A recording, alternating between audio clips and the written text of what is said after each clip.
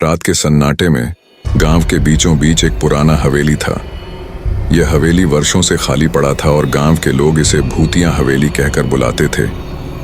उस हवेली के बारे में कहा जाता था कि वहां कई साल पहले एक अमीर व्यापारी अपने परिवार के साथ रहा करता था। लेकिन एक रात व्यापारी और उसका पूरा परिवार रहस्यमय तरीके से गायब हो गया। उसके बाद से हवेली को बंद कर दिया गया और वहां से किसी के रोने और चीखने की आवाजें सुनाई देने लगीं। गांव के लोग उस हवेली से दूर रहने लगे, लेकिन कुछ लोग उसे आजमाने का साहस भी करते थे। एक दिन 3 दोस्त अमर, विकास और सुमन ने ठान लिया कि वे इस हवेली के रहस्य का पता लगाएंगे। गांव के बुजुर्गों ने उन्हें मना किया, लेकिन वे अपनी जिद पर अड़े रहे। अमर ने कहा, कितना डरावना हो सकता है, ये सब बस कहानियां हैं। रात का समय था और तीनों दोस्त हवेली के पास पहुंचे। हवेली के दरवाजे पर एक पुरानी ताला लटका हुआ था, लेकिन उसे खोलना मुश्किल नहीं था। जैसे ही उन्होंने दरवाजा खोला, एक ठंडी हवा का झोंका अंदर से बाहर आया। हवेली के अंदर घना अंधेरा था। उनकी टॉर्च की रोशनी भी उसमें कमजोर पड़ रही थी। जैसे ही वे अंदर बढ़े, फर्श की लकड़ियों की चरमराहट और दीवारों से अजीब आवाजें आने लगीं। सुमन के चेहरे पर हल्की चिंता दिखी, लेकिन उसने कुछ नहीं कहा। वे तीनों धीरे धीरे हवेली के अंदर और गहराई में जाने लगे। हवेली के गलियारे लंबी और पेचीदा थे। हर मोड़ पर उन्हें ऐसा लगता जैसे कोई उन्हें देख रहा हो। अचानक विकास की टॉर्च बंद हो गई। अमर और सुमन ने उसे फिर से चालू करने की कोशिश की, लेकिन वह नहीं जली। तभी उन्हें हवेली की गहरी गुफाओं से किसी की धीमी हंसी सुनाई दी।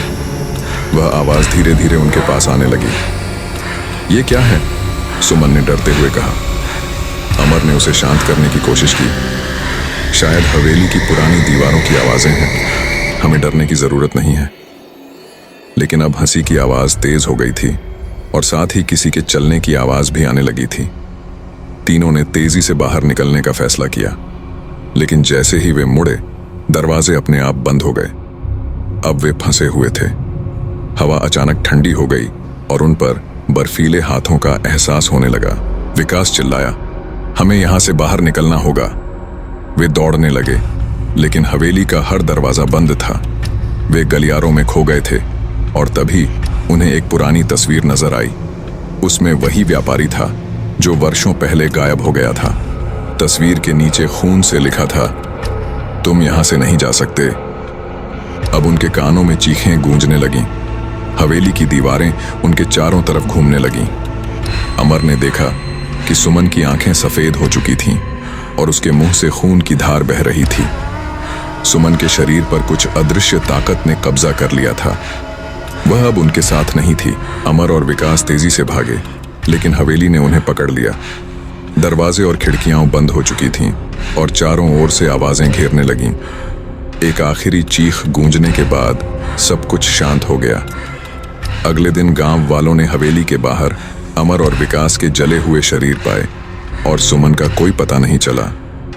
उसके बाद से उस हवेली की कहानियां और भी भयानक हो गईं। कहते हैं कि अब हवेली में नए शिकार की तलाश में वह व्यापारी और उसकी आत्माएं घूमती हैं।